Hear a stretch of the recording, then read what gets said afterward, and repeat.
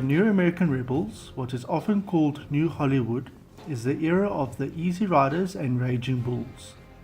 By the early 1960s, the old studio system was in shambles, run by old men who were out of touch with the times that are a-changin. Just in the nick of time, a new movie-savvy generation of directors, influenced by European art cinema, stormed the studios and resuscitated American cinema with their independent visions. When a new generation of young filmmakers came to prominence in the United States, influencing the types of films produced and their production and marketing, and the way major studios approach filmmaking. In New Hollywood films, the film director, rather than the studio, took on the key authorial role. The films made in this movement are stylistically characterized that their narrative often strongly deviated from classical norms. After the demise of the studio system and the rise of television, the commercial success of films was diminished.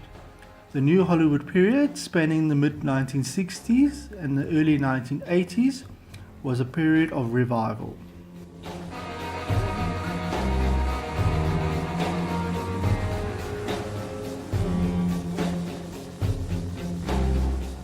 Described by many as the most important director in this era, and arguably one of the most iconic auteur filmmakers to emerge from America in the 20th century and from New Hollywood, David Lynch is best known as the brain behind some of the most extraordinary and exceptional strange films and TV shows of the past 40 years.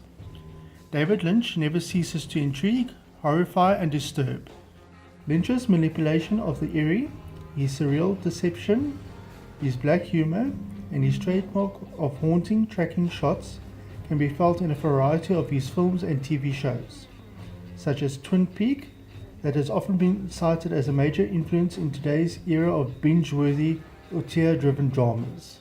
Nobody sees the world like David Lynch sees the world. These are really movies that when you see them, you know you're in the hands of a extremely unique sensibility. With his heady and immersive storytelling, Lynch sealed his status as one of the most influential American auteurs in the last quarter century. And to fully understand how Lynch helped shape the New American Rebels, modern film and TV, it's worth studying two of his most iconic films, Eraserhead and Blue Velvet, and his most successful TV series, Twin Peaks. These films paved the way for everything from the body horror genre and TV's female anti-heroes to suburban dystopias and bingeable serial storytelling, and track the evolution of Lynch's particular sensibility, one that both celebrates American culture and forces viewers to question their own values and sense of reality. If you want linear storytelling, look elsewhere.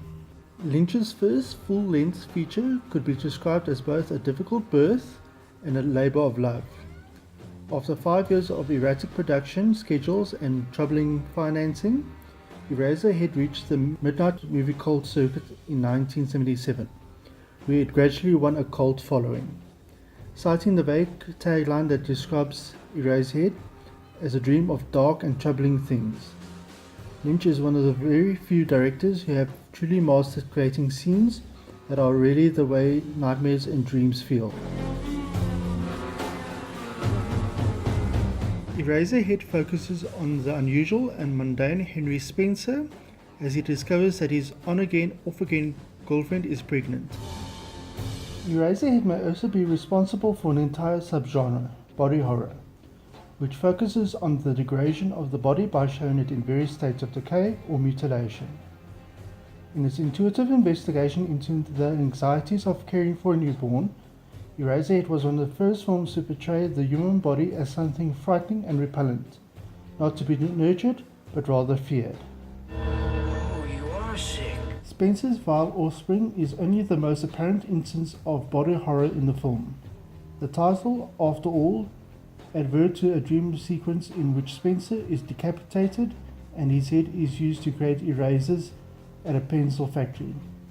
The simultaneous attraction and disgust with the human body and its infinite variety of deconstructions would go on to inform the world of David Cronenberg and Clive Barker in films like The Fly, Videodrome and Hellraiser.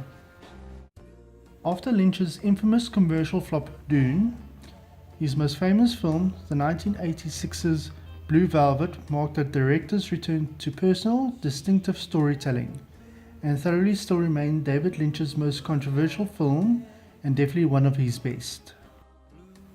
Telling the story of a clean-cut college kid, Kyle MacLachlan, who slips ever deeper into the sadistic underbelly of his sleepy North Carolina town. Blue Velvet receives the kind of wildly separating encounter reserved only for the most challenging films. The film draws you in immediately, with one of the best openings in film, creating a straightforward portrayal of the small town life, but slowly suggests that there is something not entirely right with what is playing out on the screen. The film is immediately disdained by many as filthy and sexist. Meanwhile, several critics called it the best film of the decade and a truly unforgettable experience, as it takes you on a wild trip of absurdity of its secret criminal underworld. Blue Velvet can be seen as the most seminal work in the New Hollywood era. In relation to other films, its influence is perhaps the most apparent in films of Quentin Tarantino. The director picked up on how Blue Velvet not only stylized violence, but how it created a new tone for it. Much like Lynch, Tarantino's early films are so compulsively watchable because of all the subversive behavior that takes place in a landscape of cultural conformity. But most importantly, Blue Velvet changed the way both directors and audiences think about small-town American life.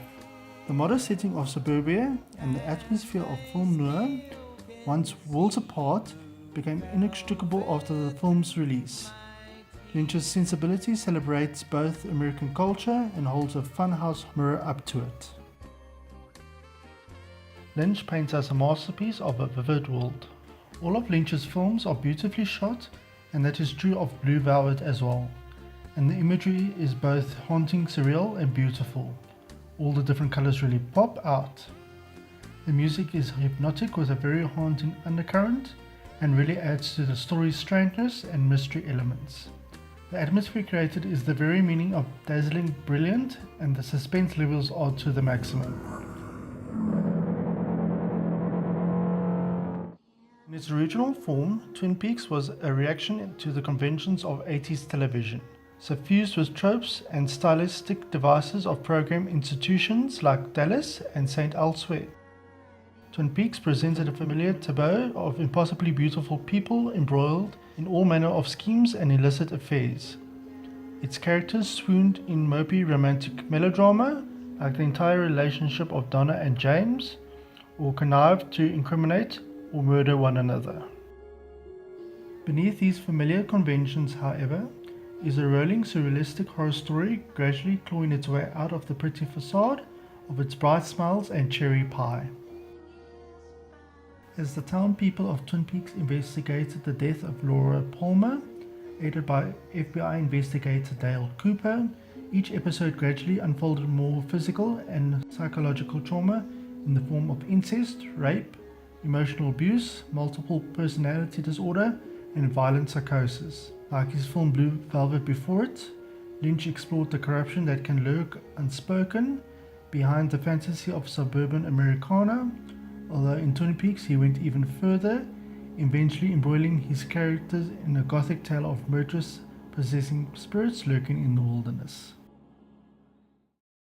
Lynch definitely helped in shaping the new American Rebels era, and has influenced many filmmakers till today. As one enters Lynch's world, you will never want to leave. His work is unforgettable and draws you in and makes you question everything you know about yourself and the world.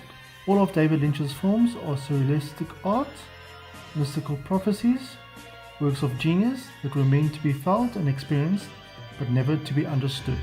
I'm not sure.